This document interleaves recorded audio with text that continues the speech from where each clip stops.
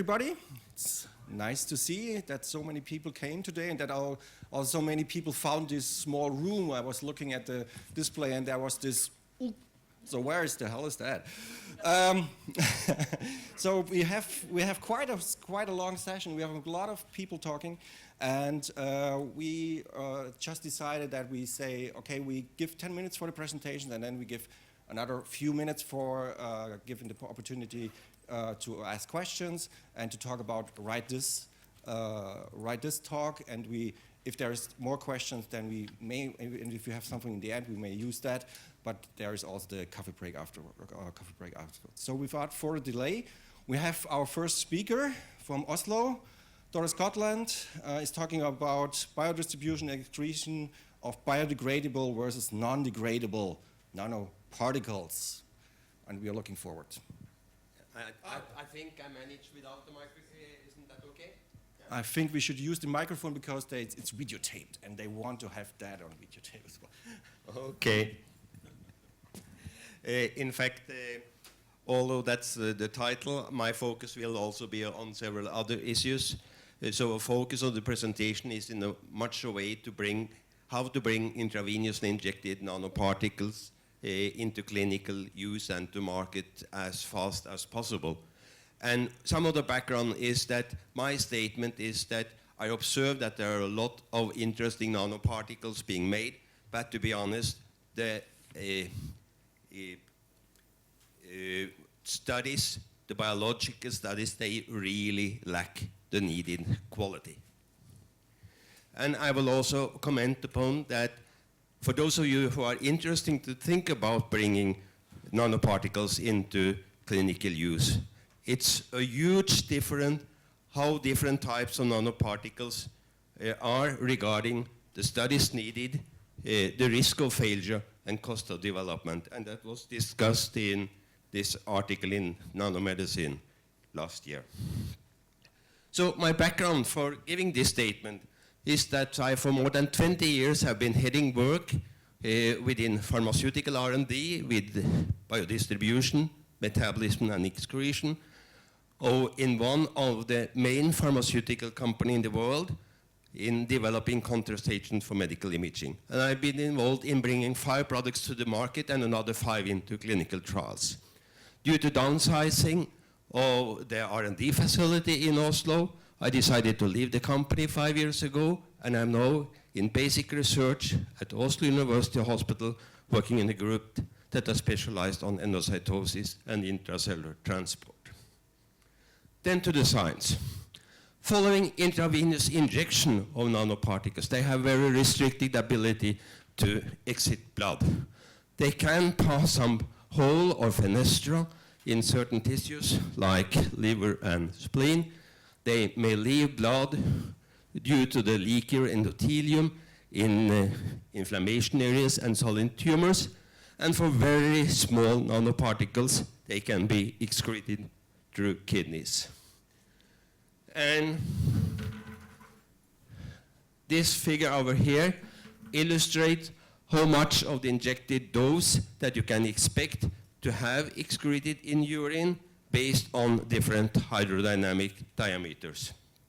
And as you can see, there is a rapid decrease in the amount of particles being excreted in urine when you have particles larger than 5 nanometer. These data are very often referred to as nanoparticles of 5 nanometers are rapidly excreted in urine. I don't agree with that conclusion. I think it's much more correct to say that for nanoparticles of approximately 5 nanometer, you can expect a rather rapid renal excretion of approximately half the dose. And if the particles are larger than 8-10 nanometer, you cannot expect excretion in urine of any of the particles. And this makes it so important to speak about metabolism, biodegradability, and if the substances are excreted. So this is important both for safety issues and for regulatory issues. This may of course not be a problem for particles based on endogenous substances, like liposomes made of phospholipids, like albumin-based particles, at least if they are not cross-linked. And for iron oxide particles, they have been used in the clinic for more than 20 years and shown to be biodegradable. It's not a problem. But there are very few data available for other nanoparticles regarding biodegradability or excretion. Speaking about targeting of nanoparticles, you have the passive and the active targeting, and I will not go into detail or more discussion about that. But how much of the injected dose can you expect to home to the target? That is an extremely important question. You often see data like this. Some data indicating how much of a particle that is homing to the target and how much you can expect to increase by adding a targeting molecule. But almost no publication show how much that is bound to the target and how much is present in the rest of the body. And in the few cases you see some data, it's often for a mice bearing a tumor where you have to think about that the tumor may constitute 5% of the body weight.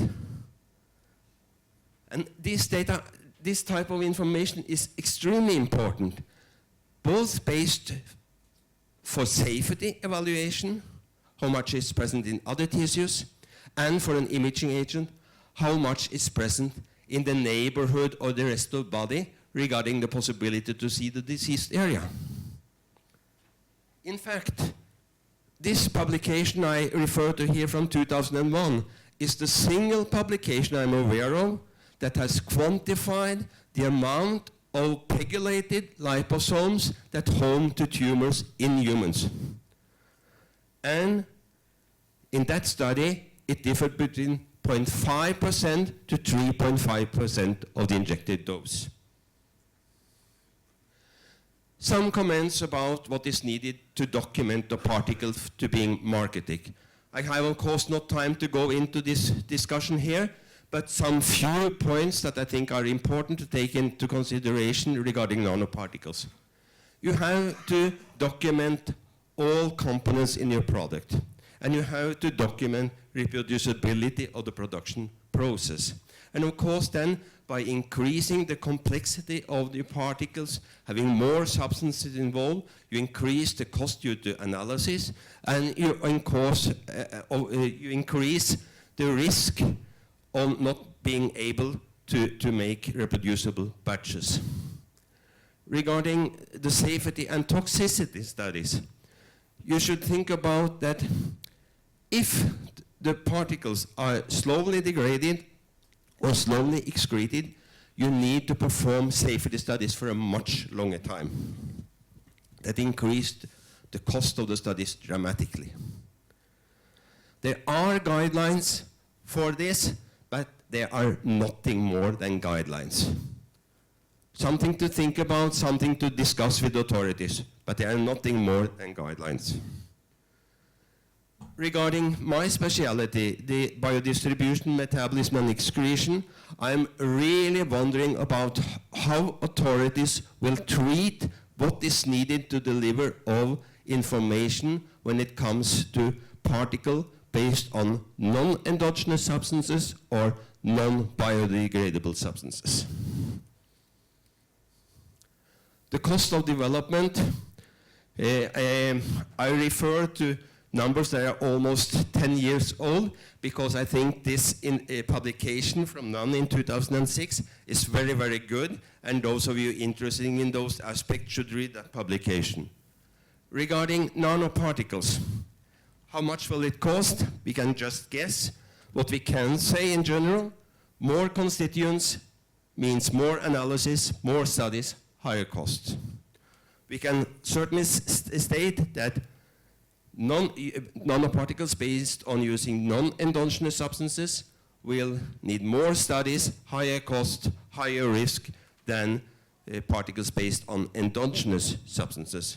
And it's more complicated and higher cost, higher risk to document non-degradable than degradable particles. One thing to also take into consideration if you think about contacting pharmaceutical company to have your product developed is that all companies have their own way of evaluating risk versus benefit. You can at least expect to have all these issues here evaluated. What is the market potential? What is the expected cost and time for development up to marketing? What is the risk of failure, either due to safety issues or to formal regulatory issues, for example, not being able to make reproducible batches? What is the expected manufacturing cost? And issues like risk of other companies coming to market with an equal, cheaper, or better product. It doesn't help if you get to the market with your product if you don't get any market share. Some few words about theranostic, because many people focus a lot on the possibility of making nanoparticles combining the properties for therapy and imaging. And there is absolutely no doubt that such particles are extremely useful for cell studies and animal studies, where you can see both the therapeutic effect and see where the particles are. But when it's come to clinical studies, I'm not that sure. One thing is increased expenses and risk of making such particles. You have to remember that the drug must be approved for each separate use, and the optimal properties are most likely not the same for therapeutics and imaging agents. I think it's better to focus on products for each specific use. And if there is one learning I had from my long time in pharmaceutical industry, it's make products as simple as possible. Just the final slide. I was focused on the need for more cross-functional collaboration, everything from synthesis to clinic. We have taken the consequence of that in a 5-year national competence building project in Norway, where we have 10 different groups involved. And if you are interested in that, you can see the poster just outside the Montreal Hall. And finally, I would just like to acknowledge contribution from people in our group in Oslo. Tore Geir Iversen up to the right, performing cell studies. Down in the first line, the head of the group and the head of the National Competence Building Project, Professor Kirsten Sandvik, who's the third speaker of this session. Thank you for your attention.